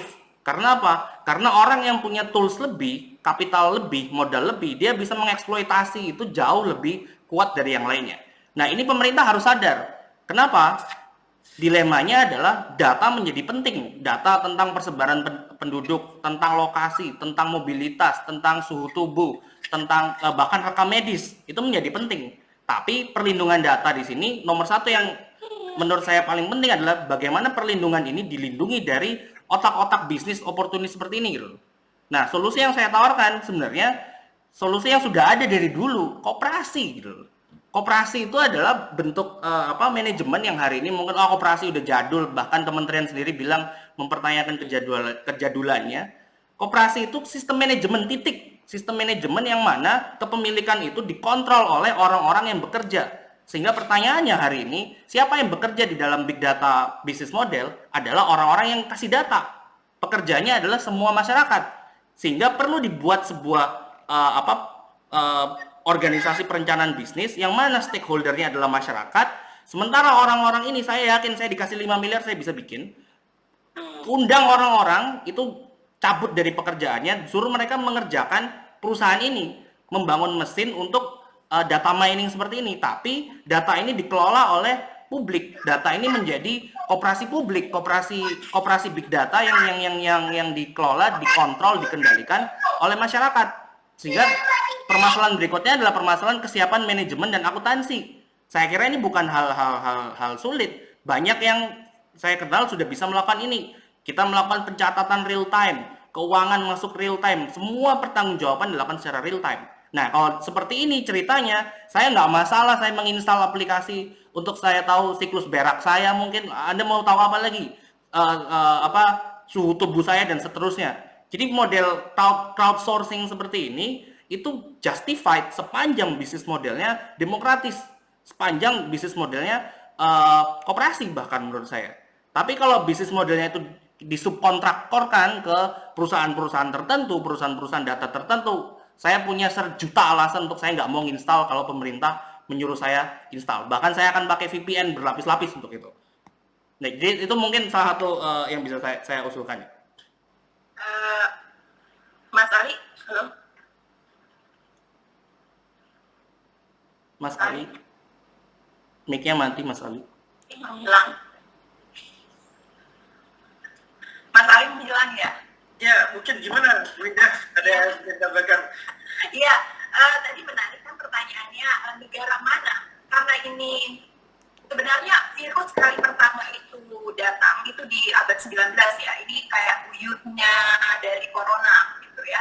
Nah, baru muncul sekarang. Nah, sekarang ini juga kita harus, jadi kalau misalnya yang bagus yang mana nih? Di sini bagus, di sana bagus, di sini bagus, di sana bagus. Tapi yang bisa kita lihat adalah mana negara yang menjadi contoh. Kalau saya sesimpel kita melihat berita dari Straits Times misalnya, rank negara-negara mana yang melakukan treatment, the whole treatment ya, maksudnya the whole treatment tuh nggak cuma health ya, providing basic necessity-nya di mana gitu ya, itu Indonesia itu sebenarnya rank keempat terbawah gitu, rank keempat terbawah bersama dengan Ethiopia, Bangladesh misalnya. Nah, rank keempat rank teratas itu ada pada Korea, ada pada Singapura, ada pada Malaysia. Nah, contoh yang bisa ditawarkan misalnya yang dilakukan oleh Malaysia tadi hubungannya dengan work from home. Di Malaysia sendiri kan ini yang terdampak itu salah satunya adalah, yang paling terdampak adalah mereka pekerja informal termasuk self-employment, seperti misalnya pedagang pedagang di pasar tradisional, kemudian Gojek, itu sangat terdampak. Sehingga kalau mereka tidak di-treatment, ini masyarakat miskinnya itu akan bertambah sebenarnya. Jadi nggak benar kalau kita hanya berpikir kurva proteksinya ekonomi gitu. Nah, jadi yang dilakukan Malaysia misalnya adalah memberikan free akses data kepada pekerja-pekerja informal ini. Misalnya tadi yang tadinya bekerja di jualan sayur gitu ya, kemudian dibantu termasuk free datanya, dibantu untuk bikin aplikasi dan segala macam untuk menjual dari secara online gitu. Dan itu kalau di kita masih ada begitu, tetapi bentuknya dibantu untuk bikin aplikasi, tapi datanya nggak diberikan. Ya sama aja kalau kita ya butuh juga gitu, duitnya kan nggak ada gitu.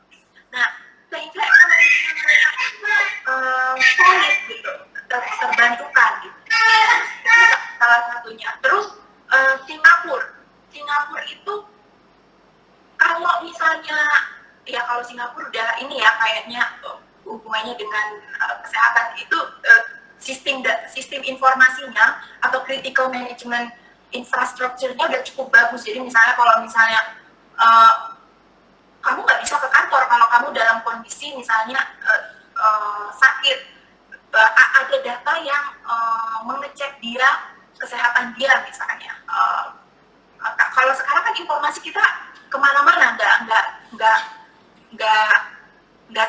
nggak jelas gitu apa yang mau diikutin, apa yang mau dipakai, itu kita nggak jelas informasi apa. Nah, sebenarnya berarti pemerintah bisa bekerja dalam isu informasi misalnya, lebih bekerja lebih keras dalam isu informasi. Kalau kita melihat masih banyak orang-orang yang ngumpul, kan berarti dia ada sesuatu. Bahkan tadi kemarin itu saya nonton ada wawancara, Pak kok nggak dia mau naik kereta, terus saya nggak tahu virus corona, saya nggak merasa ada ancaman, saya pernah sering dengar sih, tapi saya nggak merasa terancam, biasa-biasa aja, jadi saya nggak usah pakai ini, nggak usah pakai itu. Jadi ini kan ada permasalahan. Nah, pemerintah bisa bekerja lebih di situ dan dipakai itu untuk misalnya gimana nih bekerja lebih untuk itu pengganti yang jadi self employment ini gitu. Karena seperti misalnya pekerja Gojek, mereka merasa bahwa beberapa kali wawancara mereka bilang bahwa mereka tidak mau gitu kalau tidak ngangkut orang, mereka atau cuma ngangkut barang. Berarti kan tidak sesimpel itu, tidak sesimpel misalnya ya udah deh sekarang kamu digantikan terus kamu jadi ngangkut barang aja, nggak usah ngangkut manusia, kan nggak sesimpel itu. Berarti ada misalnya dia itu ngangkut manusia bisa dapat 10.000, kalau ngangkut orang cuma dapat 5.000. Berarti kita harus pikirin 5.000-nya ini gitu dengan berbagai kreativitas yang menggantikan keterdapakan 5.000-nya dia itu.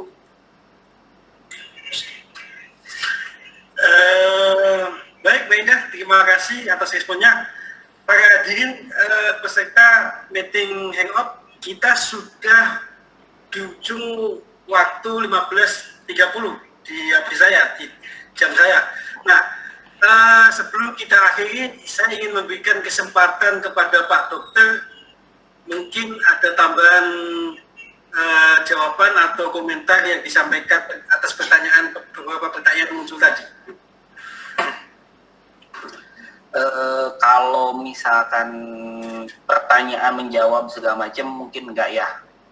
Saya lebih banyak mengedukasi, ya kan? Lebih banyak mengedukasi ke masyarakat.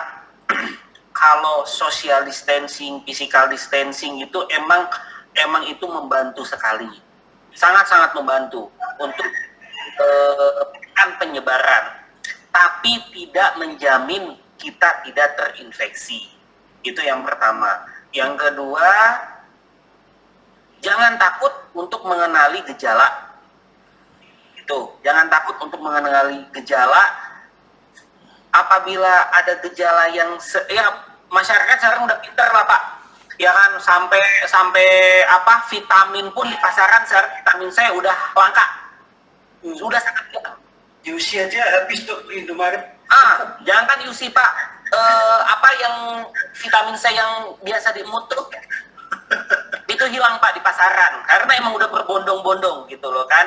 Tapi jangan itu yang dicari, tapi bagaimana cara antisipasi biar saya tidak tercegah, biar saya tidak terinfeksi. Gimana saya cara mencegahnya? Bukan saya mempelajari cara pengobatannya. Itu loh. Ya kan, vitamin C dibondong-bondong, kloroquine diambil-ambil, ya kan. Masyarakat harus tahu efek samping obat itu, gitu loh. Jadi kemudian saya sih minta ke pemerintah lebih banyak coba dilihat. Oke lah, pemerintah itu kan tugasnya banyak, tapi kan dia kan punya menteri-menteri, pembantu lah, bahasa kasarnya membantu tugas presiden itu, gitu kan. Kami di bagian medis itu meminta orang sekarang udah hal yang biasa, APD kurang lengkap, segala macam kurang lengkap, emang itu betul. Di pasaran itu, maksudnya di kita aja yang namanya APD, kami rumah sakit, saya kerja di rumah sakit, bukan rumah sakit rujukan atau rumah sakit yang merawat khusus pasien dengan COVID-19. Dengan kata lain, berarti saya tidak mendapatkan suatu bantuan dari pemerintah, ya kan? Nah, bagaimana sih saya untuk bisa mendapatkan hal-hal itu semua? Kita buka donasi, Pak. Kita buka donasi, ada donatur yang ngirimin jas hujan, segala macam, itu yang kita terima. Gitu loh. Nggak apa-apa, APD silahkan dipakai untuk rumah sakit yang khusus menangani.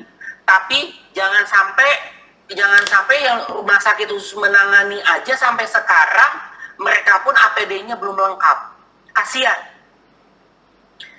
Yang namanya medis itu ibaratnya sektor tengahnya, Pak. Tengahnya dikelilingin oleh masyarakat. Apabila si medis itu terinfeksi, masyarakat yang datang cuman pengen konsultasi, keluhan saya ini sama nggak sih dengan COVID? Dia datang dengan batuk pilek biasa karena kita tidak mempunyai APD yang lengkap untuk mencegah penularan. Pasien yang datang yang negatif itu bisa positif, gitu loh. Jadi kita itu pakai APD bukan gaya-gayaan nggak mau terinfeksi, bukan hanya itu. Selain kita mengantisipasi terinfeksi, kita juga mengantisipasi menginfeksi, menularkan ke yang lainnya. Gitu. Kemudian yang kedua, saya lagi nunggu pemerintah untuk pelacakan atau pemeriksaan cepat sejenis rapid test yang lebih akurat lah bahasa kasarnya. Kalau PCR emang butuh waktu dan nggak semua laboratorium bisa melakukan itu karena yang kita identifikasi itu sampel virus, ibaratnya labnya itu harus lab yang level 3 yang benar-benar tertutup, jadi si virusnya itu jangan sampai kabur gitu loh. Nggak hanya bisa lab yang biasa-biasa, tapi sekarang udah banyak kok. Jerman, Korea udah mempunyai pemeriksaan yang sejenis hampir dengan PCR. Sampelnya sekali masukin itu bisa nyampe minimal 300 sampel diperiksa hanya dalam waktu sekitar 10 menit. Itu yang kita tuh. Jadi jangan sampai kita udah kalah duluan, ternyata oh iya baru dapat informasi kayak gini. Jangan sampai nanti suatu saat di Jakarta kasusnya turun, di Jawa turun, Sumatera lonjak. Jadi itulah pemeran pemerintah itu bagaimana caranya jangan sampai kasus Jakarta itu terulang di wilayah lain di Indonesia. Ya, Pak. Baik Pak Dokter, saya ingin ke Pak Yosi sekaligus sebagai kalimat penutup dari Pak Yosi. Tadi sempat Pak Dokter menyebut istilah donasi. Nah, sekaligus saya ingin tanyakan ke Pak Yosi, apakah fundraising ini dari non-konglomerat ini dari masyarakat sipil, mumpung lagi, itu bisa dikatakan sebagai bentuk pertahanan sipil dalam konteks ini, Pak? Ya, ya lagi-lagi nggak bisa diisolasi hanya crowdsourcing-nya atau crowdfunding-nya, tapi what's to be done dengan crowdsourcing gitu. Apa mau diapain setelah fund-nya ini terkumpul, strateginya apa? Nah, ini yang perlu kita clear dulu. Jadi apapun strateginya, tapi kita harus clear bahwa tujuannya ke arah mana gitu. Jadi itu yang menjadi penting gitu loh. Jadi kalau ditanya bahwa crowdsourcing, tapi pada saat crowdsourcing yang megang perusahaan-perusahaan kayak apa? Gojek, Grab, wah ya sepurane rek. Ya mohon maaf saya nggak mau. Tapi kalau ada perusahaan-perusahaan yang dikelola secara koperasi, big data, data mining, banyak itu data scientist, bisa kita jemput dari perusahaan-perusahaannya, kasih 20 juta, 25 juta, itu standar data scientist, suruh mereka kerjain itu, pasti mau gitu loh. Jadi tinggal pertanyaannya gimana pertanggungjawaban publik akan perambahan data mining, pengelolaan data, bahkan monetisasinya gimana. Jadi itu yang mungkin perlu kita pertimbangkan ya. Lalu tadi ada pertanyaan, apakah nanti kalau New Deal lantas pemerintah membayar masyarakat untuk bekerja dan seterusnya malah membuat negara utang. Kalau menurut saya hutang itu udah nggak terelakkan lah. Itu ya udah, itu you have to pay dearly for your mistake gitu loh. Kesalahan pemerintah dalam gagal mensekuritisasi, gagal memiliki kesadaran keamanan kesehatan, ya udah ya, lu harus bayar itu. Tapi pertanyaannya adalah ini bukan sekedar hutang.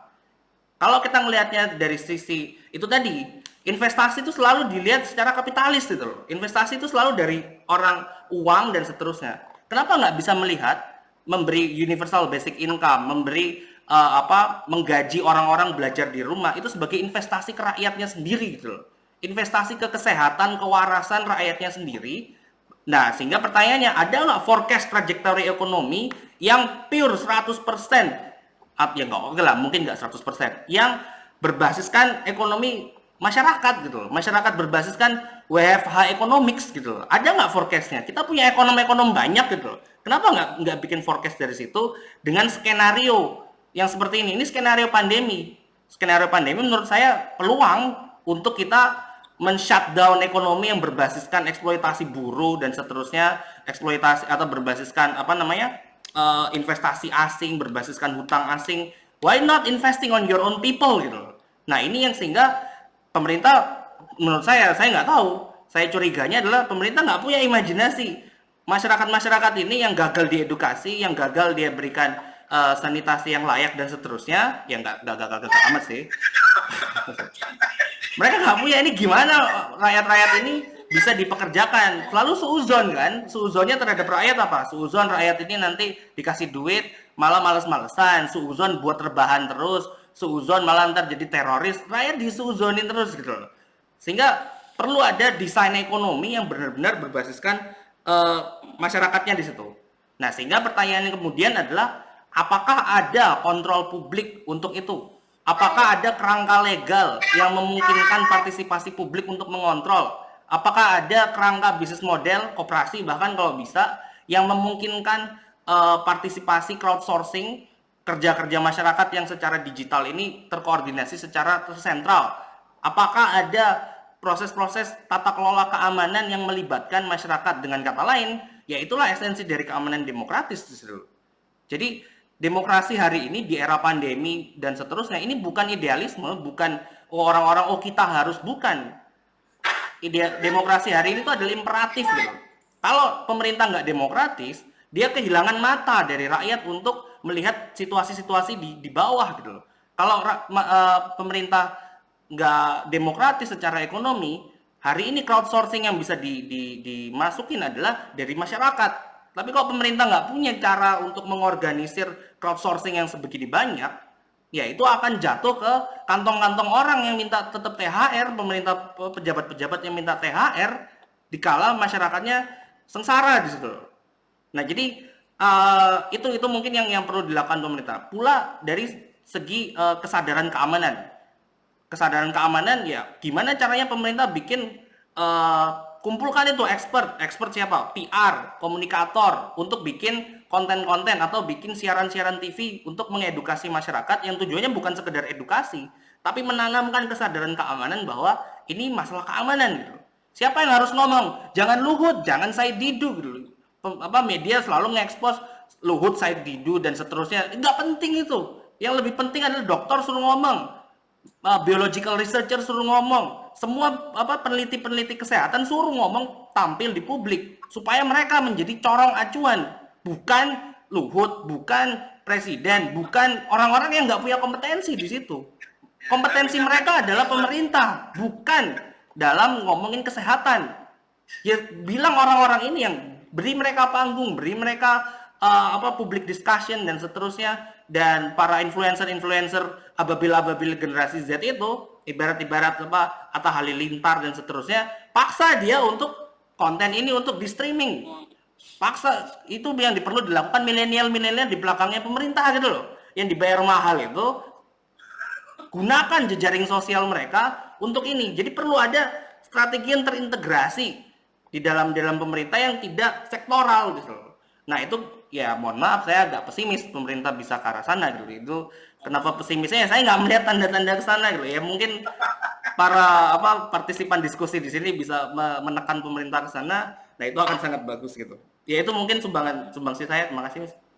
Oke, mungkin Ibu Indah ada tambahan terakhir? Sebenarnya Pak Dokter Pak Yus itu sudah menjelaskan atau memberikan kata akhir yang cukup panjang. Jadi kalau saya sederhananya pendekatan atau strategi atau kebijakan pemerintah saat ini, apakah sudah itu yang maksud saya adalah bukan yang jawab besar, tapi ini hanya reflection gitu ya.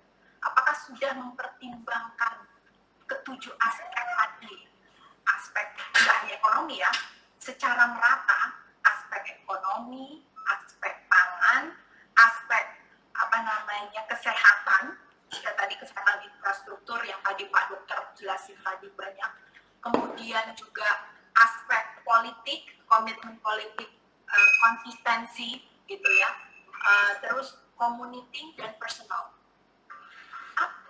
Tidak hanya mempertimbangkan dan ketujuh aspek ini adalah aspek yang mengorientasikan kepada manusia, kepada people, gitu. Bukan kepada negara semata. Negara kan abstrak ya sebenarnya, yang diwakili oleh pejabat. Kalau ngomong negara kan jadi akhirnya pejabat.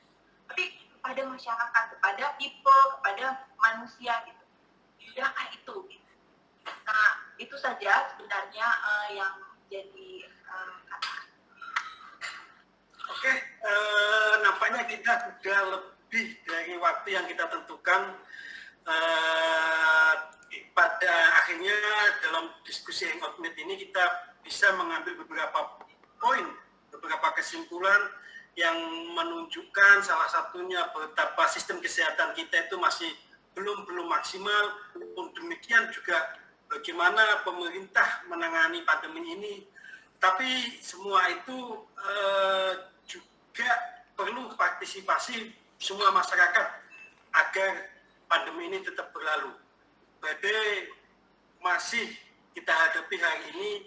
Kita berdoa semoga partisipan di Hangout Meet ini saya lihat ada beberapa polisi yang mungkin bisa mendengar suara dari Pak Dokter, suara dari Pak Yosi, dan suara dari Ibu Indah.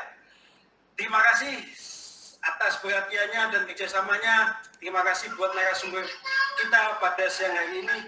Selamat siang. Assalamualaikum warahmatullahi wabarakatuh.